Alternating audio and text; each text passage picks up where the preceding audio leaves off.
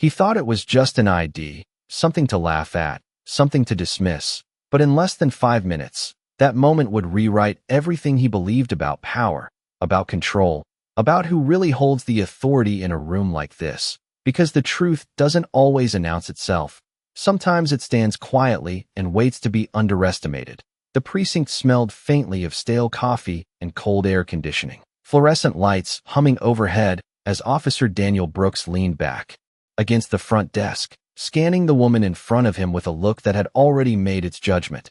Ava Carter stood there without flinching, her posture steady, her expression calm in a way that didn't quite match the tension in the room. And if you were standing there, you would feel it too. That subtle shift in the air, like something unseen was about to break. Daniel reached out, took the ID from her hand, barely glancing at it before a smirk curled across his face. Federal Security. Director. He repeated, louder this time, turning the card so others nearby could see. A few chuckles followed, low and careless, the kind that grows when people think they're safe to laugh. You expect me to believe this? He added, shaking his head as if the answer was already obvious, as if she had already lost whatever silent argument he thought they were having. Ava didn't react, not the way he expected, no raised voice, no defensive explanation, just silence, and that silence lingered longer than it should have, stretching across the room until even the background noise seemed to dull for a second, but Daniel didn't notice. Or maybe he chose not to, because confidence like his doesn't pause, it pushes forward. It fills the space before doubt has a chance to enter. He stepped closer, lowering his voice just enough to make it feel personal. You people always think a badge or a title is enough, he said, tapping the ID lightly against the desk, each movement deliberate, dismissive, final. And somewhere in the back of the room, a radio crackled, a voice half heard, half ignored, while Ava's eyes remained locked on his, steady, unreadable, like she wasn't standing in front of a man with authority, but in front of a moment she had already seen play out. The seconds passed, slow and heavy, and Daniel turned toward the system behind him, fingers hovering over the keyboard, ready to prove what he already believed, ready to confirm the story he had written the second she walked through that door. But what he didn't realize, what no one in that room realized, was that this wasn't the moment where power was asserted. It was the moment where it was about to be tested. And somewhere just beyond those walls, something was already in motion, something that would turn a simple laugh into a silence no one could ignore. The cursor blinked on the screen as Daniel typed in her name, each keystroke carrying the quiet confidence of someone who had never been proven wrong. The system loading slower than usual, or maybe it just felt that way, because the room had grown unusually still, the kind of stillness that does not come from calm, but from something unspoken building. Beneath the surface, Ava did not move, her hands resting loosely at her sides, her breathing steady, controlled, like she had stepped into this exact moment before and already knew how it would unfold. And if you were watching closely, you might notice the smallest detail, the way her eyes did not follow his hands, did not track the screen, but stayed fixed on him, as if the result did not matter to her at all. Daniel let out a quiet scoff as the system processed, glancing over his shoulder at the other officers, feeding off the faint smirks and raised brows that lingered in the background. Watch this, he muttered, half amused, half certain, his fingers tapping lightly against the desk, a rhythm that filled the silence. But then the system chimed, a soft sound, almost insignificant, yet it cut through the room sharper than any raised voice could. Daniel frowned, just for a second, the kind of expression that disappears quickly when pride steps in to replace it. He leaned closer to the screen, eyes narrowing, reading, then reading again, as if the words had shifted between glances. Somewhere behind him, a chair scraped lightly against the floor, another officer stepping closer, drawn in not by curiosity but by something harder to name, something that did not quite feel right, and Daniel straightened slightly, clearing his throat as if resetting control over the moment. System glitch, he said, more to himself than anyone else. But Ava's voice came then, calm, even, unshaken. Run it again, she said, not louder, not sharper, just precise, like a statement placed exactly where it needed to be. And that was the first moment something in the room shifted for real. Daniel hesitated, just long enough for doubt to flicker across his face, but not long enough for him to acknowledge it. His jaw tightened as he entered the information again, slower this time, more deliberate, each letter confirmed before moving to the next, and as the system processed once more, the radio at the far desk crackled louder than before, a voice trying to break through static, calling out a code that no one fully caught, yet everyone heard. The air thickened, conversations died before they began, and even the hum of the fluorescent lights seemed to press down heavier.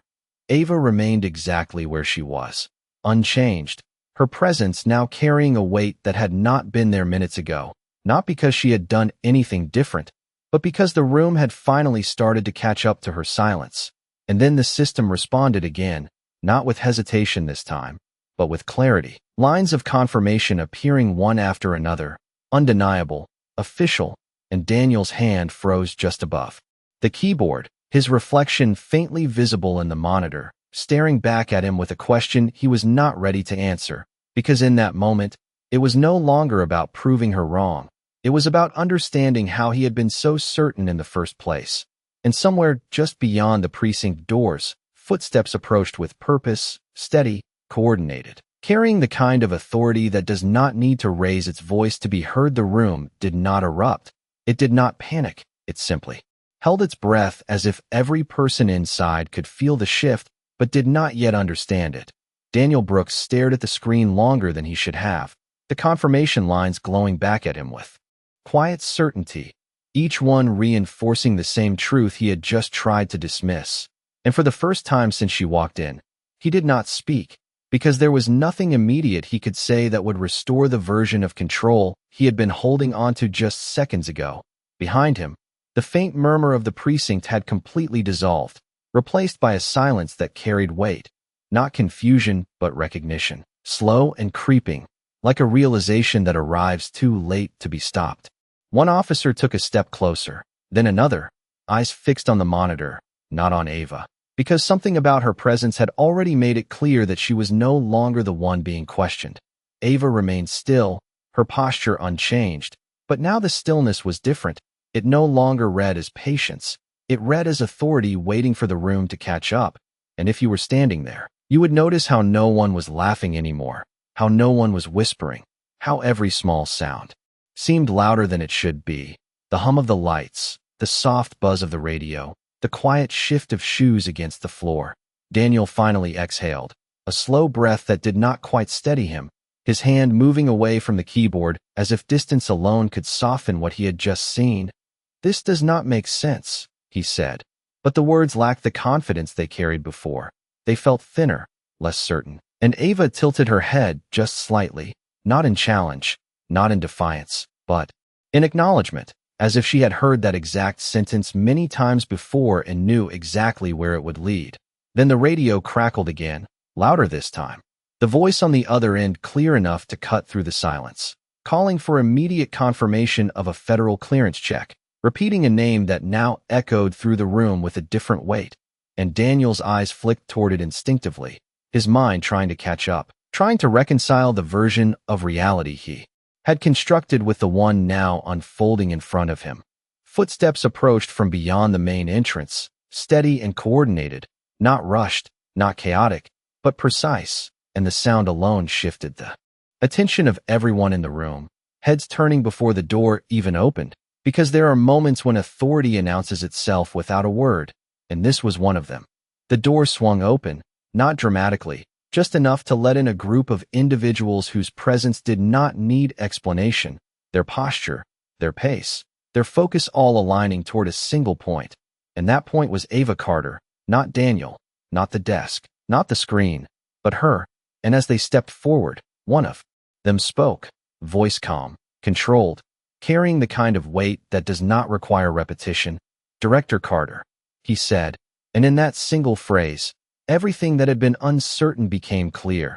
Daniel's shoulders stiffened, not from instruction but from realization, the kind that settles in quietly and refuses to leave, because this was no longer a question of whether the system was right. It was a question of what came next, and for the first time, he understood that the moment he had laughed, the moment he had dismissed her, was not just a mistake. It was a turning point he could not undo, because power had not just shifted in the room. It had revealed itself, and it had been standing in front of him the entire time. No one moved to interrupt him. No one rushed to correct the moment, because the authority that had just entered did not need urgency to make itself understood. It carried something heavier than speed, something deliberate, and as the agents stepped further into the precinct, their presence quietly rearranged the space, not physically, but in the way every person inside now stood a little straighter, a little more aware of where they were and who they were standing in front of. Ava Carter did not step forward to greet them. She did not raise her voice or demand attention. She simply turned her head slightly, acknowledging them with a calm that matched their own, and that was enough. Because authority like hers did not need performance, it did not need to prove itself twice. Daniel Brooks remained where he was, his hands no longer resting with confidence, but hovering uncertainly at his sides, his eyes moving between the agents and the woman he had just dismissed, trying to reconstruct the moment in his mind, trying to find the exact second where things had shifted beyond his control. But the truth was harder than that, because nothing had shifted suddenly. It had always been there. He had simply chosen not to see it. One of the agents stepped closer, his voice even, measured. "We have confirmation of Director Carter's clearance and identity," he said, not loudly, not forcefully, just clearly enough that no one could pretend they had not heard it. And the words settled into the room like a final piece falling into place, leaving no space for doubt, no space for reinterpretation. Ava finally moved then, not abruptly, not dramatically, just a small step forward, her presence now filling the space in a way it had not been allowed to before, her eyes meeting Daniel's again, not with anger, not with satisfaction, but with something steadier, something that felt almost like patience that had run its course. And when she spoke, her voice carried the same calm it had from the beginning. "I asked you to run it again," she said, and the sentence landed differently now, no longer a suggestion, no longer a quiet request, but a reflection of a moment that had already decided its outcome. Daniel swallowed. The motion subtle but visible, his posture shifting as the weight of the situation settled fully onto him, not through force, not through confrontation, but through realization, the kind that does not fade quickly, because it is built on something undeniable. Around them, the other officers remained silent, not because they had been told to be, but because there was nothing left to add. The hierarchy in the room had been redrawn without a single raised voice, and everyone could feel it. The radio crackled again in the background, but no one reached for it this time. No one broke the moment, because this was not something that could be redirected or ignored. It was something that had to be faced. Ava glanced briefly toward the screen, then back at Daniel, and for a brief second, there was something unspoken in her expression, not judgment, not resentment, but clarity, the kind that comes from having seen this pattern before, from knowing exactly how quickly assumptions can turn into consequences. The agent stood ready but still, not intervening, not escalating, simply present, because the situation no longer required action, it required acknowledgement, and that was something only Daniel could provide, standing there in the same place where just minutes ago he had laughed, now confronted with a reality that did not bend to his expectations, did not adjust to his assumptions, but stood firm in its truth, leaving him with only one understanding that could not be avoided, that the moment he believed he held the power was the moment he had already lost it. The silence did not break all at once. It shifted slowly, like the room itself was adjusting to a truth it could no longer ignore, and in that quiet, Daniel Brooks finally understood that nothing he said next could return things to what they were just minutes ago, because the version of the moment he had controlled no longer existed.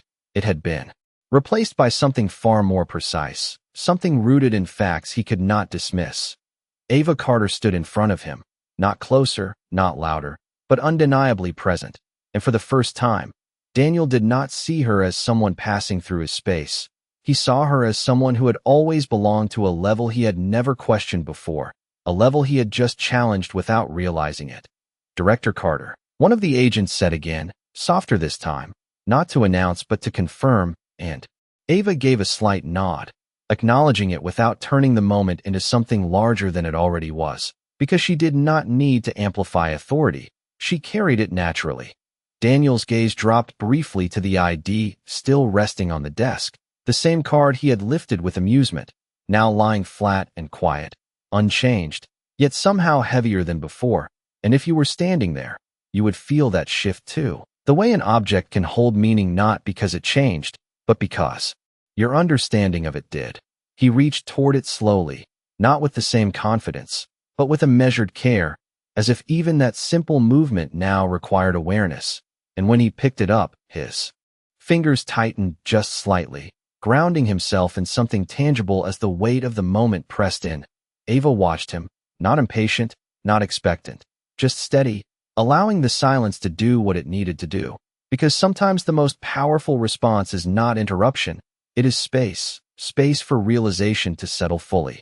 Around them, the other officers remained still, their earlier expressions replaced by something more reserved, more reflective, no one stepping forward to speak, no one stepping back to disappear, because they all understood that this was not just a single interaction.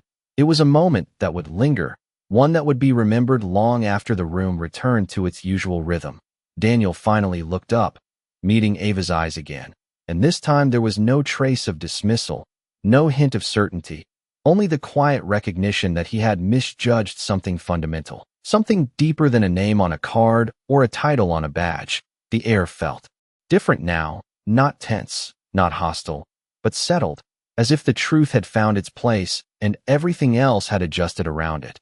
And Ava took a small step back, not retreating, not distancing, but signaling that the moment did not need to stretch further than it already had.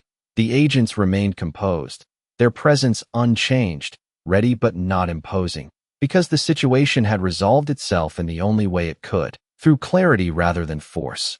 And as Daniel stood there, holding the same ID he had once dismissed, he realized that the real shift had not happened when the agents walked in. It had not happened when the system confirmed her identity. It had happened the second he chose to underestimate her, because that was the moment the outcome was already set in motion. And now, standing in the aftermath of that choice, there was only one thing left that mattered, not what he had believed before, but what he would do with the truth now that it stood undeniable in front of him. Daniel did not speak right away, and that silence said more than anything he could have forced into words, because for the first time since the moment began, he was no longer trying to control it, he was trying to understand it. And understanding takes something he had not used before in this room. It takes humility. The ID rested in his hand, no longer a prop for dismissal, but a reflection of a mistake that could not be undone, and he glanced at it once more, not to verify, not to question, but to accept, fully and without resistance, that what he had been shown was real, that what he had assumed was wrong, and that the difference between those two things was now standing directly in front of him. Ava Carter did not rush him, did not fill the silence with explanation or demand. She simply stood with the same steady presence she had carried from the beginning, allowing the moment to unfold exactly as it needed to, because she understood something he was only beginning to grasp, that truth does not need to be defended when it is already proven. One of the agents shifted slightly to the side, not stepping forward, not intervening, just adjusting position as if to remind the room that this was not an escalation, it was a confirmation, and the distinction mattered, because nothing here required force, everything here required recognition. Daniel finally lifted his head again, meeting Ava's gaze. And there was a difference now, subtle but undeniable, the absence of arrogance, the absence of certainty, replaced by something quieter, something more honest. And when he spoke, his voice carried that shift. "I should have checked properly the first time," he said, not as an excuse, not as a defense, but as a statement that acknowledged the moment without trying to reshape it. The words did not echo. They did not demand reaction. They simply settled into the space between them, and Ava held his gaze for a second longer before giving a small, almost imperceptible nod, not as approval, not as forgiveness, but as acknowledgement that he had finally reached the truth of the situation, even if it had taken longer than it should have. Around them, the room remained still, but the tension had changed. It was no longer sharp or uncertain. It had softened into something reflective, something that lingered not as pressure but as awareness, the kind that stays with people after the moment passes. Daniel placed the ID back on the desk carefully, aligning it with the edge as if precision now mattered in ways it had not before, and he stepped back half a pace, not instructed to do so. But because the space between them had shifted in meaning, it was no longer his to dominate. It was something he had to respect. Ava turned slightly toward the agents, exchanging a brief look that required no words, a silent confirmation that what needed to be established had already been established, and then she looked back at Daniel one final time, her expression calm, composed, unchanged, but carrying a clarity that could not be mistaken. "Next time," she said quietly, her voice even, measured. "Do not let assumptions speak before facts." And the sentence did not land as a reprimand. It landed as something deeper, something that extended beyond this room, beyond this moment. A principle that did not raise its voice, yet held more weight than any command. Daniel nodded once. A small motion, but one that carried full understanding, because he knew now that this was not just about a single interaction. It was about a pattern, a mindset, something that could not be corrected in words alone, but had to be carried forward in action.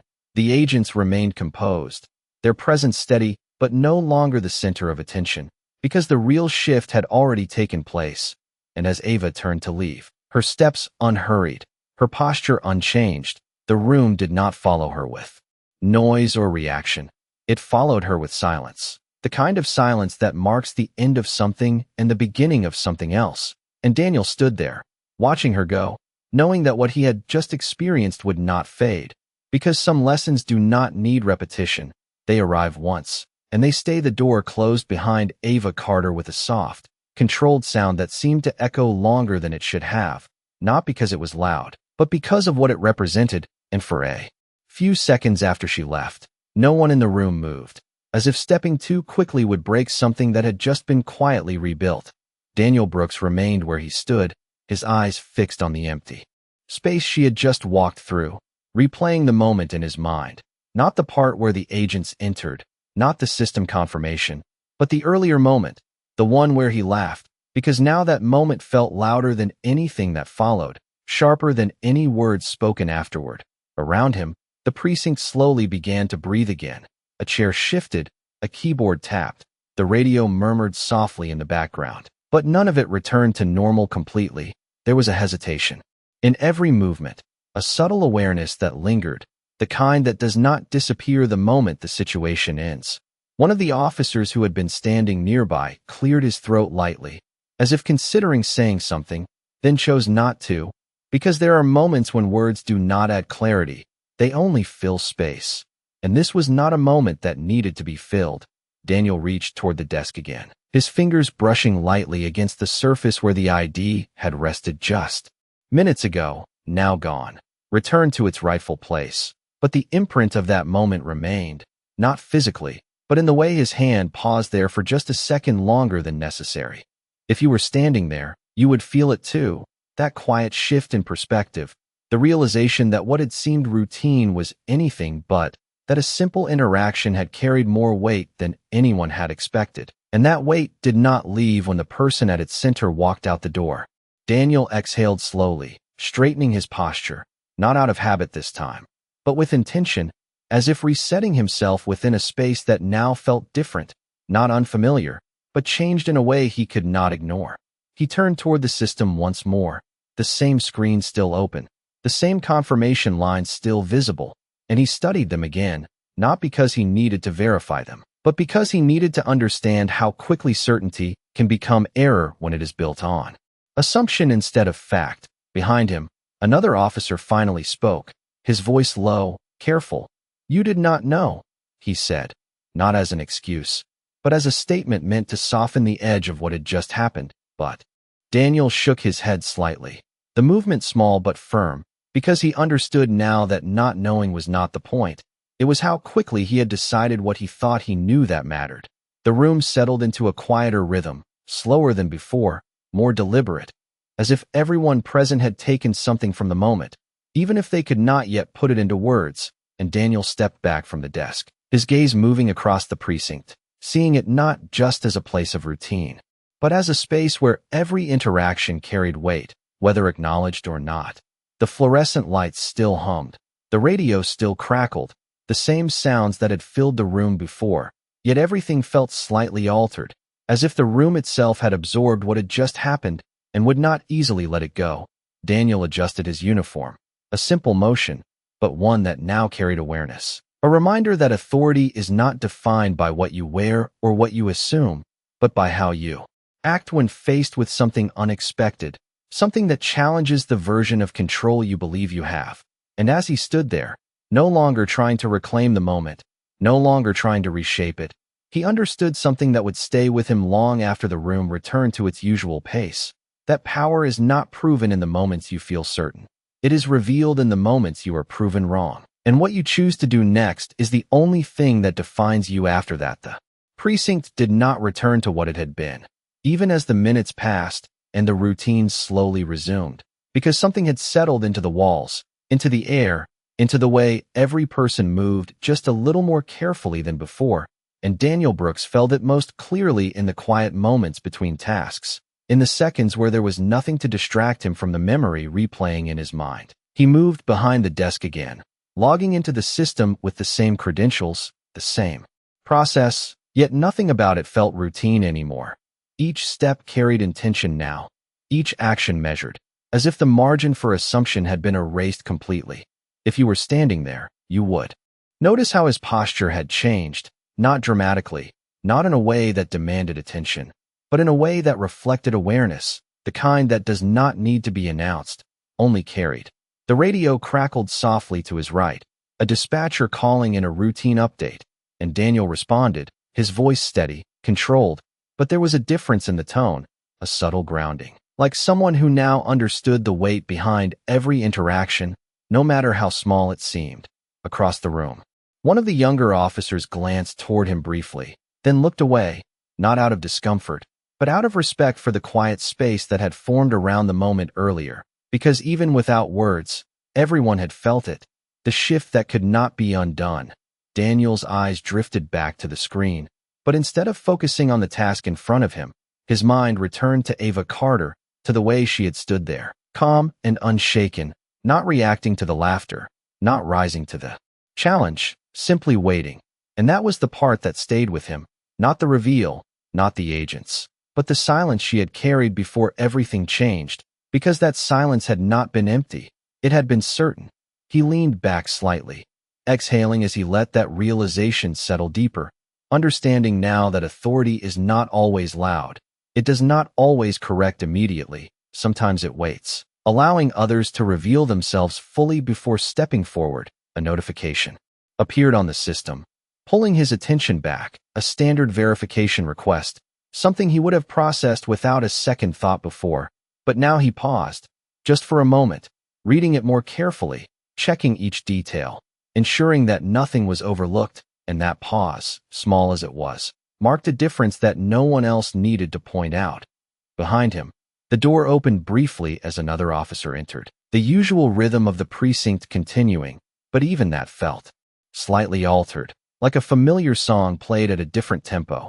Daniel completed the request, his movements precise, deliberate, and when he finished, he did not rush to the next task. He allowed himself a second to sit with the quiet, to acknowledge the shift that had taken place not just in the room, but within himself, because moments like that do not end when the person leaves. They stay.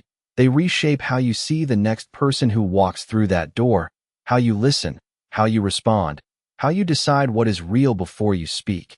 And as Daniel looked out across the precinct, watching the steady flow of people moving in and out, he understood something that had not been clear before, that every face carries a story he does not know. Every presence holds a reality beyond what can be seen at first glance, and that the responsibility of his role is not just to enforce, not just to question, but to recognize that truth requires patience, and respect begins long before certainty is reached. The hours moved forward, but the feeling in the precinct did not fade with time. It settled deeper, becoming part of the rhythm rather than something separate from it, and Daniel Brooks found himself noticing details he would have once ignored, the tone in a person's voice, the hesitation in their posture, the quiet signals that spoke long before words were ever said. A man approached the desk, mid-30s, dressed in work clothes, holding a document with both hands, his expression uncertain, not fearful, just cautious. And for a brief second, Daniel felt the familiar instinct rise, the quick judgment, the immediate assumption. But this time it did not take control. It paused, held, backed by something stronger, something learned. "How can I help you?" Daniel asked, his voice steady, neutral, not carrying the edge it once might have, and the man blinked slightly, as if the tone itself had caught him off guard, as if he had prepared for something else entirely. He explained his situation, simple, direct, and Daniel listened fully, not interrupting, not rushing ahead of the words, letting the explanation finish before forming a response. And that small difference changed everything, because listening creates space, and in that space, clarity has room to exist. The document was passed across the desk, and Daniel reviewed it carefully, reading each line, verifying each detail, not because he doubted the man, but because accuracy mattered, because he understood now that the process itself carries responsibility, and how you move through it defines more than just the outcome. The man stood quietly, watching, his shoulders slowly relaxing as the seconds passed, as if something in the interaction was not what he expected. And if you were standing there, you would notice that too, the subtle shift, the way respect can be felt even when it is not spoken. Daniel handed the document back, offering clear instructions, measured, precise, ensuring nothing was left uncertain, and the man nodded, a small but genuine gesture of appreciation, before stepping away, blending back into the flow of people moving through the precinct. Daniel watched him go for a moment, not out of suspicion, but out of awareness, recognizing that this was the part of the job that often goes unnoticed, the part where decisions are not dramatic, not visible, but still carry weight. Behind him, the radio continued its steady rhythm, voices overlapping, calls coming in, the normal pulse of the precinct reestablishing itself. But for Daniel, it did not feel the same. It felt clearer, more intentional, as if each moment now had definition instead of blur. He turned back to the system, processing the next request, his movements consistent, deliberate, no longer driven by habit alone, but by understanding. And as the screen updated, reflecting another completed task, he realized that the lesson from earlier was not confined to a single moment. It extended into every interaction that followed, shaping how he approached each person, each situation, each decision. Because change does not always come with noise. It often arrives quietly, in the way you pause before speaking, in the way you choose to listen instead of assume, in the way you recognize that every person who steps into your space carries something you cannot see. And as Daniel continued his shift, the hours passing in steady sequence, he understood that what had happened earlier was not just a correction. It was a reset, a point where the path forward becomes different, not because the world changed, but because he did. And that difference would show not in one moment, but in all the moments that came after. By the time the afternoon light began to fade through the narrow windows of the precinct, the rhythm of the day had fully returned, calls coming in, reports being filed, conversations rising and falling in the background. But for Daniel Brooks, the passage of time did not erase the earlier moment. It sharpened it, placing it into a clearer frame with every passing hour. He stood at the desk reviewing another case file, the details routine on the surface, names, dates, statements, but now each line carried weight, each piece of information something to be considered rather than assumed, and he moved through it carefully, not out of hesitation, but out of intention, because intention had become the difference between reacting and understanding. A woman approached the desk, older, composed, holding a small folder close to her chest, and Daniel looked up, meeting her eyes directly, not scanning past her, not reducing her to a quick impression, but actually seeing her. And that simple shift changed the tone of the interaction before a word was even spoken. "Good afternoon," he said, his voice calm, grounded, and the woman responded in kind, her shoulders easing slightly as she stepped closer, explaining her situation, something administrative, something that would have once been processed quickly without much thought. But now Daniel listened fully, allowing her words to unfold without interruption, because he understood that clarity does not come from rushing, it comes from attention. He took the folder from her, opening it carefully, reviewing the contents with focus, verifying each document, not because he expected a problem, but because accuracy mattered, because respect is reflected in the care you give to even the smallest details. Behind him, the radio continued its steady murmur, voices overlapping, the constant pulse of the precinct, but none of it pulled him away from the moment in front of him, because he had learned that presence is not just physical, it is mental. It is choosing to be fully there with the person in front of you instead of dividing your attention across everything else. The woman watched him as he worked, her expression shifting from cautious to reassured, and when he handed the folder back with clear instructions, she nodded, a quiet thank you leaving her lips, not dramatic, not exaggerated, but genuine, and that authenticity stayed with him even after she walked away. Daniel leaned back slightly, his gaze following her for just a second before returning to the desk, and in that brief pause, he recognized something important, that respect does not require recognition to matter. It does not need to be acknowledged to have impact. It exists in the way people leave your presence feeling seen rather than dismissed. The system chimed softly as another request came through, and Daniel turned back to the screen, his hands moving with steady precision, entering information, verifying details, each step deliberate, each action carrying the quiet understanding that the work itself is not just about outcomes. It is about how those outcomes are reached. If you were standing there, you would notice that nothing about his role had changed on the surface. The uniform was the same, the desk was the same, the responsibilities were the same, but something deeper had shifted, something internal that influenced every decision moving forward.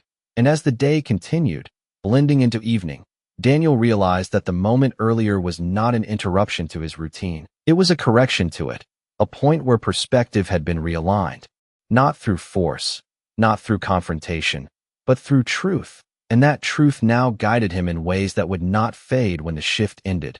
Because once you see clearly, you cannot return to seeing less. And once you understand the weight of assumption, you cannot carry it the same way again. The sky outside had turned a muted shade of gray as evening settled over the city, and inside the precinct, the lights felt a little brighter, a little sharper against the growing quiet, because the rush of the day had passed, leaving behind a slower rhythm, one that gave space for reflection whether you wanted it or not. Daniel Brooks stood near the front desk, reviewing the final reports of his shift, each line clean, complete, precise. And yet his attention drifted between the words and the memory that had followed him all day, not intruding, not overwhelming, but present, steady, like something that had found its place and was not going anywhere. A call came through the radio, routine, procedural, and he responded without hesitation, his voice clear, grounded, carrying the same authority as before but without the edge that once accompanied it, because authority, he realized, did not need sharpness to be effective. It needed clarity. Across the room, a fellow officer approached, older, experienced, someone who had seen years of moments come and go, and he paused beside Daniel, glancing at the reports before speaking in a tone that was quiet but direct. "Long day," he said, and Daniel nodded once, not offering a detailed explanation, not needing to, because some days are defined by a single moment, and everything else simply moves around it. The officer studied him for a second longer, as if recognizing that something had shifted, not dramatically, but enough to matter, and then he gave a slight nod of his own before walking away, leaving Daniel with the quiet acknowledgement that change is often most visible to those who know what to look for. Daniel turned back to the desk, organizing the final documents, aligning them with care, a simple act that now felt intentional, because intention had become the thread connecting everything he did. From the way he spoke, to the way he listened, to the way he decided. The door opened briefly, a late arrival stepping in with a question, and Daniel greeted him with the same steady presence he had carried throughout the afternoon, listening, responding, guiding, each interaction consistent, each one reflecting the lesson that had taken root earlier in the day.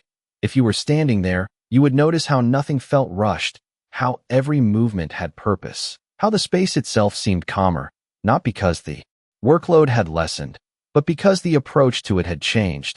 The man thanked him before leaving, and as the door closed again, the quiet returned, not empty, but settled, like a room that had absorbed something meaningful, and held on to it.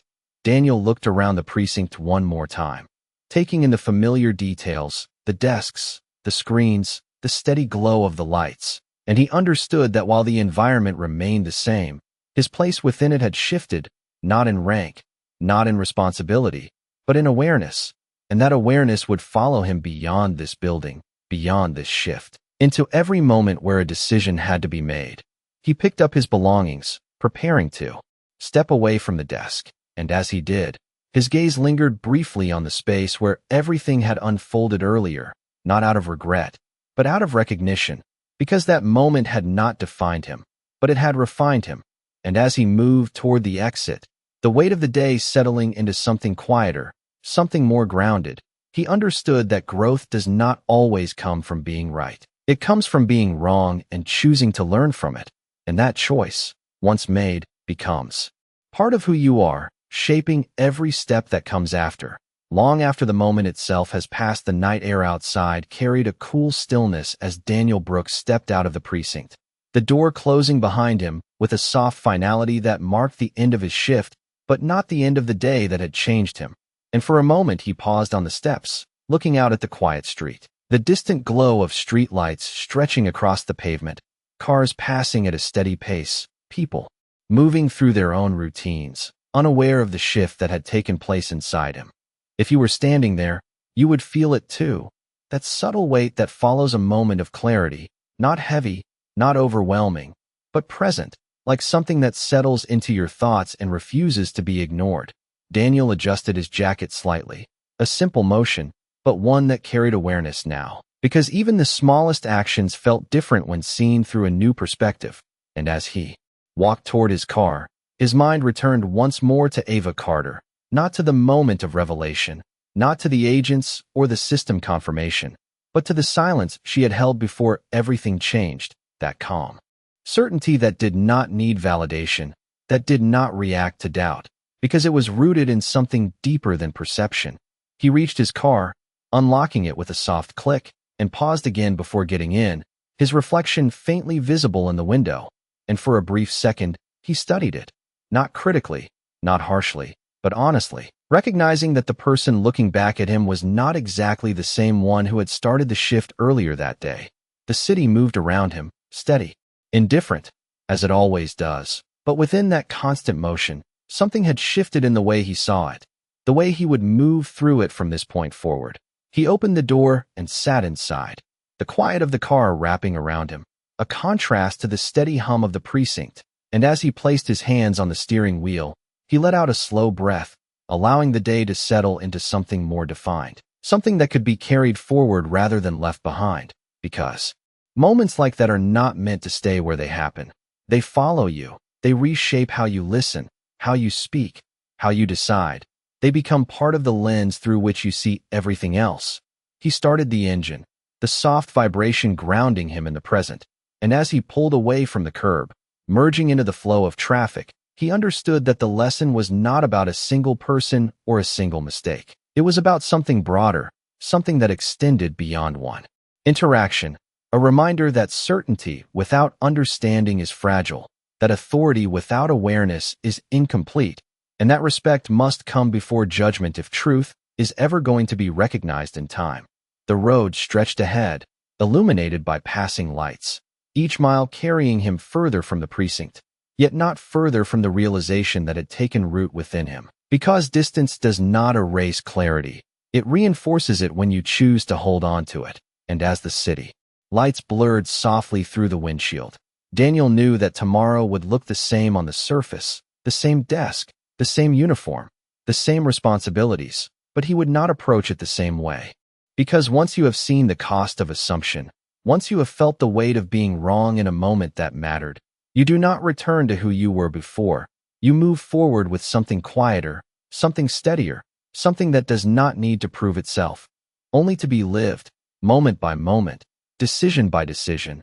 Long after the moment that changed everything has passed, the road stretched endlessly ahead, the steady rhythm of passing streetlights marking time in a way that felt quieter than the noise he had left behind.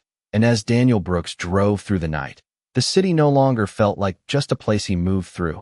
It felt like something he now had to understand more deeply, something that required more than routine, more than habit, more than assumption.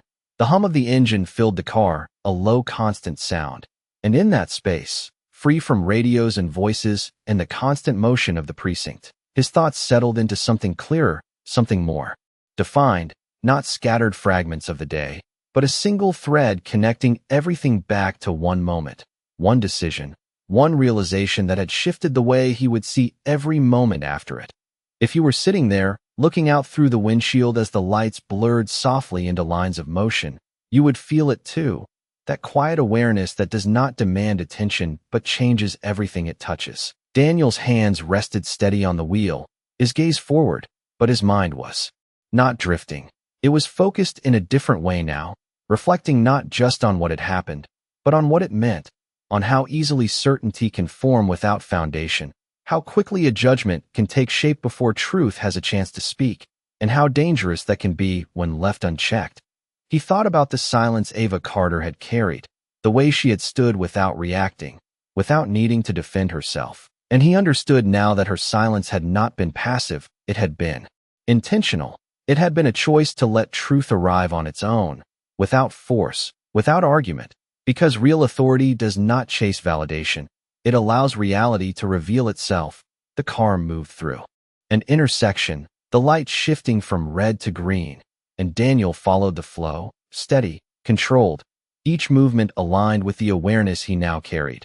Because even something as simple as driving felt different when your perspective had changed, when every action was no longer automatic but intentional. The city continued around him, unchanged, people walking, cars passing, lights flickering in windows. The same patterns repeating as they always do, but for Daniel, those patterns no longer blurred together. They held meaning. Each person part of a larger story he could not see. Each interaction an opportunity to either understand or assume, and now he knew which one mattered. He turned onto a quieter street, the noise fading further, the night settling into a calm that allowed the day to fully close. And as he slowed the car, preparing to stop, he realized that what had happened earlier was not something to move past. It was something to carry forward, something that would shape not just how he did his job, but how he moved through the world beyond it. Because the truth is, power is not proven in the moments you believe you are right. It is revealed in the moments you are shown that you are not. And what defines you is not the mistake itself, but what you choose to become after it. The engine quieted as the car came to a stop, the final motion settling into stillness. And Daniel sat there for a second longer, not rushing to move, not trying to fill the silence, just allowing it to be, because now he understood something that had not been clear before. Something that would stay with him long after this night ended and the next day began. That respect is not something you give after truth is proven. It is something you give before you even know the truth. And in that choice, everything changes.